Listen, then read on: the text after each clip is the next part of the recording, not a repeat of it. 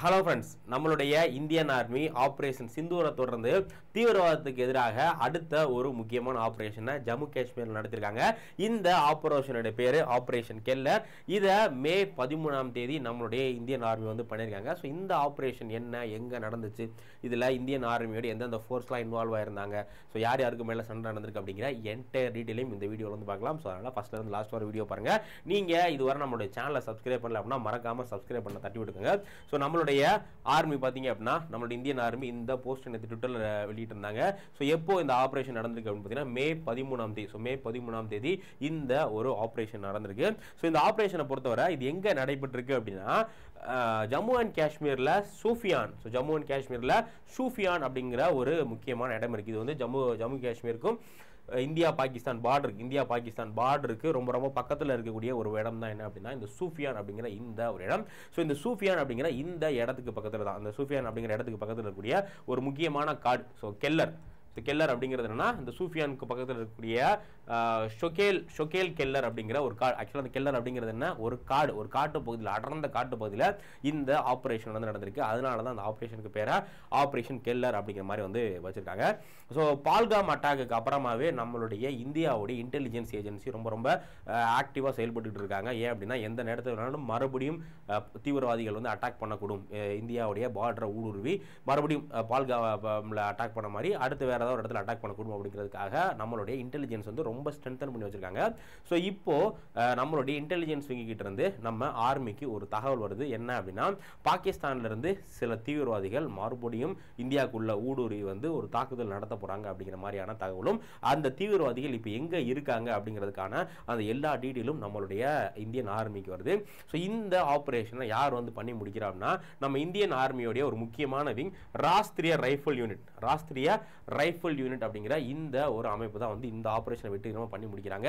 இந்த அமைப்பை நம்ம அமரன் படத்தில் பார்த்துருப்போம் இல்லையா. அமரன் படத்தில் சிவகார்த்திகேயன் அவர்கள் ஒரு டெரர் ஆபரேஷன் வந்து நடத்துவார். ஸோ அப்போ ராஷ்டிரிய ரைஃபிள் அப்படிங்கிற இந்த ஒரு யூனிட் தான் வந்து போவாங்க. இவங்க தான் வந்து இந்த கவுண்டர் டெரரிசத்தில் ஜம்மு காஷ்மீர் பகுதிகளில் தீவிரவாதத்தை ஒடுக்குறதுல, தீவிரவாதிகளுக்கு எதிராக அட்டாக் பண்றதுல ரொம்ப ஒரு கை தேர்ந்த ஒரு ஆர்மி யூனிட் என்ன அப்படின்னா இந்த ராஷ்டிரிய ரைஃபிள் ஃபோர்ஸ். இவங்க தான் என்ன பண்ணியிருக்காங்க அப்படின்னா இந்த ஆப்ரேஷனில் வந்து பங்கெடுத்திருக்காங்க.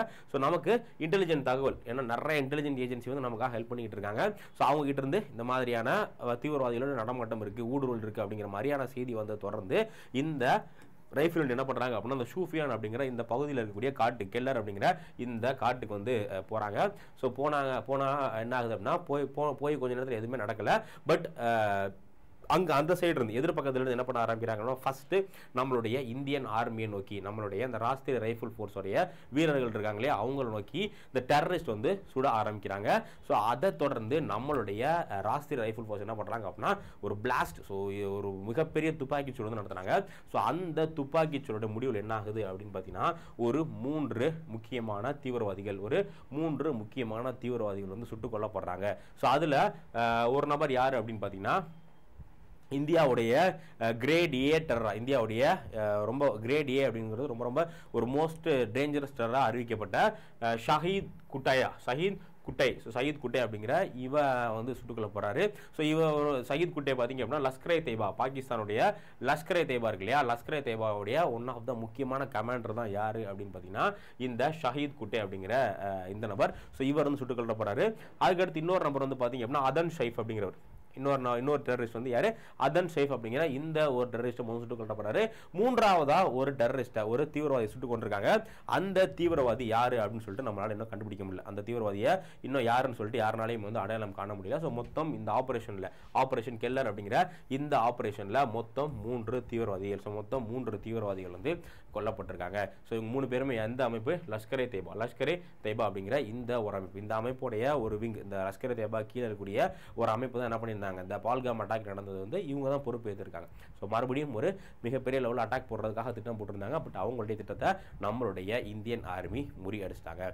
ஓகேவா. ஸோ இந்த ஆபரேஷன் வந்து பார்த்தீங்க அப்படின்னா ஆபரேஷன் சிந்தூரை தொடர்ந்து ஆபரேஷன் சிந்தூருக்கு அப்புறமா என்னதான் வந்து இந்தியாவுக்கும் பாகிஸ்தானுக்கும் வந்து சீஸ்ஃபயர் போர் நிறுத்த ஒப்பந்தம் போட்டுட்டாலும் பாகிஸ்தானுடைய முக்கியமான ஒரு டாக்டிக்ஸ் என்ன அப்படின்னா அவங்க டைரக்டா வந்து இந்தியா அடிக்க மாட்டாங்க. ஏன்னா டைரக்டா இந்தியா அடிச்சாங்க அப்படின்னா நம்மளோட ரீப்ளே எப்படி இருக்கும் அப்படிங்கிறது தெரியும். அதனால அவங்க என்ன பண்ணாங்க, ப்ராக்சி வார் அப்படிங்கிற மாதிரி ஒரு விஷயம் இருக்கு. நம்ம எப்படி இப்போ ஸ்கூல் காலேஜ்லாம் நிறைய பேர் ப்ராக்ஸி அட்டண்டன்ஸ் போட்டுருவோம், ஃப்ரெண்டு வரல அப்படின்னா அவருக்கு பதிலாக நம்ம வந்து அட்டண்டன்ஸ் போட்டிருப்போம் இல்லையா.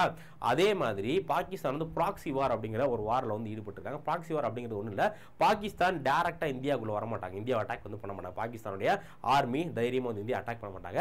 அதுக்கு பதில் என்ன பண்ணுவாங்க அப்படின்னா பாகிஸ்தான் நிறைய டெரர் அமைப்பு, லஷ்கர் தொய்பா, ஜஷ் இ முகமது, இந்த மாதிரி எக்கச்சக்கமான டெரர் அமைப்புகளை என்ன பண்ணியிருப்பாங்க பாகிஸ்தான், அதே மாதிரி பாகிஸ்தான் ஆக்குபைட் காஷ்மீரில் வந்து உருவாக்கி அவங்களுக்கு தேவையான பணம், அவங்களுக்கு தேவையான ராணுவ தளவாடங்கள், இந்த மாதிரி எல்லா விஷயங்களுமே கொடுத்து அவங்கள இந்தியாவுக்குள்ள வர வைப்பாங்க. ஓகேவா. ஸோ இதனால என்ன பாகிஸ்தானுக்கு லாபம் அப்படின்னா பாகிஸ்தானோட பேர் வந்து அடிபடாது. ஸோ யார் இந்தியாவில் தாக்குதல் நடத்தினா அப்படின்னா தீவிரவாதிகள் நடத்திட்டாங்க அப்படிங்கிற மாதிரியான ஒரு பேரோட போயிடும் இல்லையா. ஸோ இதனால தான் என்ன பண்ணுறாங்க அப்படின்னா இந்த மாதிரியான ஒரு செயல்களில் வந்து பாகிஸ்தான் ஈடுபட்டு இருக்காங்க. இப்போ இந்த பாகல்காம் அட்டாக்ல நடத்தின அந்த 3 பேருமே வந்து பாகிஸ்தானோட சப்போர்ட்ல தான் இந்தியாவுக்கு வந்ததாக வந்து கூறப்படுது. ஸோ இப்போ இந்த லஷ்கர் தொய்பா அப்படிங்கிற இந்த அமைப்பு வந்து இந்தியாவுடைய one of the most wanted, so India வந்து தடைப்படப்பட்ட ஒரு முக்கியமான அமைப்பு தான் என்ன அப்படின்னா இந்த லஷ்கர் தொய்பா அப்படிங்கிற இந்த ஒரு அமைப்பு. இது வந்து பார்த்தீங்கன்னா பாகிஸ்தானோட ஆர்மி என்ன பண்ணுறாங்க 1980கள் 1980ஸ்ல, ஸோ 1980ஸ்ல பாகிஸ்தானோட ஆர்மி தான் இந்த லஷ்கர் தொய்பா அப்படிங்கிற இந்த அமைப்பு வந்து உருவாக்குறாங்க. ஸோ ஒரிஜினலாக பார்த்தீங்க அப்படின்னா இந்த அமைப்பு அப்படிங்கிறது இன்னொரு முக்கியமான டெரர் ஆர்கனைசேஷனுக்கு கீழே ஒரு விங்கா மட்டும் தான் இருக்கு. என்ன ஆர்கனைசேஷன் அப்படின்னா மர்கசுத் தாவாவல் இர்ஷத், மர்கசுதுல் தாவாவல் இர்ஷத் அப்படிங்கிற இந்த அமைப்புடைய ஒரு விங்கா மட்டும் தான் இருக்கு. இப்போ பார்த்தீங்க அப்படின்னா இந்த லஷ்கர் தொய்பா அப்படிங்கிறது ஒரு மிகப்பெரிய டெரர் ஆர்கனைசேஷன் வளர்ந்து இதுக்கு கீழே, ஸோ இந்த லஷ்கர் தொய்பாவுக்கு கீழே பல விங்ஸ் வந்து இன்னைக்கு இருக்க மாதிரியான நிலை வந்து வந்திருக்கு. ஸோ இந்த லஷ்கர் தொய்பாவை இந்தியா, அது இல்லாமல் யூஎஸ்ஏ, யூகே, கனடா, இந்த மாதிரி முக்கியமான எல்லா நாடுகளுமே வந்து தடை பண்ணியிருக்காங்க.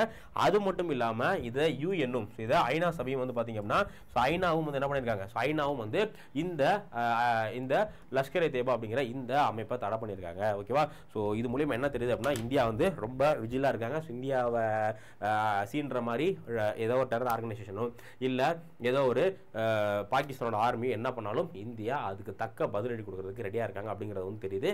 ஸோ இந்தியாவுடைய இன்டெலிஜென்ஸ் விங்ஸ் எல்லாமே வந்து ரொம்ப ரொம்ப ரொம்ப ரொம்ப உன்னிப்போட எல்லா விஷயத்தையும் பார்டரில் என்னென்ன விஷயங்கள் நடக்குது, பாகிஸ்தான் அங்கே என்ன பண்ணுறாங்க அப்படிங்கிறத நேற்று வந்து பார்த்தீங்க அப்படின்னா நம்ம ஐஎஸ்ஆரோடைய தலைவராக இருக்கக்கூடிய நாராயணன் அவர்கள் வந்து ஸ்பீச் கொடுத்துருந்தாங்க. அவங்க என்ன சொல்லியிருக்காங்க அப்படின்னா ஐஎஸ்ஆரோடைய 10 சேட்டலைட் வந்து உளவு வேலைகள் வந்து பார்த்துட்டு இருக்கு. ஐஎஸ்ஆரோடைய 10 சேட்டலைட்ல இருந்து நம்ம இந்தியாவுடைய டிஃபென்ஸ், இந்தியாவுடைய மிலிட்டரிக்கு வந்து தகவல் எல்லாமே போயிட்டு இருக்கு. ஸோ அதனால இந்தியாவுடைய இந்த டிஃபென்ஸ் அப்படிங்கிறது ரொம்ப ரொம்ப ரொம்ப ஸ்ட்ராங்காக இருக்குது அப்படிங்கிற மாதிரி வந்து சொல்லியிருக்காங்க. ஸோ அந்த இதில் இந்த ஒரு ஆப்ரேஷன் கெல்லர் அப்படிங்கிற இந்த ஆப்ரேஷன் வந்து ரொம்ப ரொம்ப ரொம்ப ஒரு முக்கியமான ஆப்ரேஷன். இது வந்து பார்த்தீங்க அப்படின்னா ஆப்ரேஷன் சிந்தூரை தொடர்ந்து ஆப்ரேஷன் சிந்தூருக்கு கீழே நடத்தப்பட்ட ஒரு ஆப்ரேஷன் தான் என்ன அப்படின்னா இந்த கெல்லர் அப்படிங்கிற இந்த ஒரு ஆப்ரேஷன். ஸோ என்னதான் இந்தியாவுக்கும் பாகிஸ்தானுக்கும் இடையில போர் நிறுத்த ஒப்பந்தம் வந்துருச்சு அப்படிங்கிற மாதிரியான ஒரு டாக்கு வந்தாலும் ஸோ பாகிஸ்தான் அந்த சீஸ் ஃபயரை மீறிக்கிட்டே இருக்காங்க அப்படிங்கிற மாதிரியான தகவல் நமக்கு வந்துகிட்டே இருக்கு. ஸோ தொடர்ந்து இந்த இந்தியா பாகிஸ்தான் சம்பந்தமான விஷயத்தில் என்ன நடக்குது அப்படிங்கிறத நம்ம பொறுத்து தான் வந்து பார்க்கணும். ஸோ இதே மாதிரி உங்களுக்கு இன்னும் நிறைய டாபிக் வேணும் அப்படின்னா மறக்காம நம்மளுடைய சேனல் வந்து சப்ஸ்கிரைப் பண்ணிக்கோங்க. ஸோ நீங்கள் காம்படிட்டிவ் எக்ஸாமுக்கு ப்ரிப்பேர் பண்ணிட்டு இருந்தீங்க அப்படின்னா நம்ம அடாப்ட் 247 தமிழில் டிஎன்பிஎஸ்சி குரூப் 4க்காக ஒரு புக் வந்து லான்ச் பண்ணுறோம். என்ன புக் அப்படின்னா பொது தமிழ். ஸோ டிஎன்பிஎஸ்சி குரூப் 1 படிக்கக்கூடிய மாணவர்கள் வந்து அங்கங்கே தேடி வந்து புக்ஸ் படிக்க வேண்டியதாக இருக்கும். பட் இந்த ஒரே புக் வாங்கினீங்க அப்படின்னா நீங்கள் என்ன பண்ணிக்கலாம்னு பார்த்தீங்கன்னா எல்லா பொது தமிழுக்கு தேவையான எல்லா விஷயங்களையுமே வந்து இந்த புக்கிலே வந்து படிச்சுக்கலாம். ஸோ ஆக்சுவலாக அந்த புக்கோட ரேட் வந்து 299 ரூபா இருந்துச்சு. பட் இப்போ ஆஃபரில் உங்களுக்கு 274 ரூபாய் கிடைக்குது. இது வேணும் அப்படின்னா கீழே டிஸ்கிரிப்ஷன் லிங்க் இருக்கும். அப்படி இல்லைன்னா நீங்கள் நம்ம அடாப்ட் 247 வெப்சைட்லையோ இல்லை ஆப்லேயோ போயிட்டு இந்த புக் வந்து வாங்கிக்கலாம். ஸோ உங்களுக்கு வேறு ஏதாச்சும் வீடியோ வேணும் அப்படின்னா மறக்காம கமெண்ட் செக்ஷனில் போடுங்க. நம்ம நெக்ஸ்ட் வீடியோவில் பார்க்கலாம். தேங்க்யூ.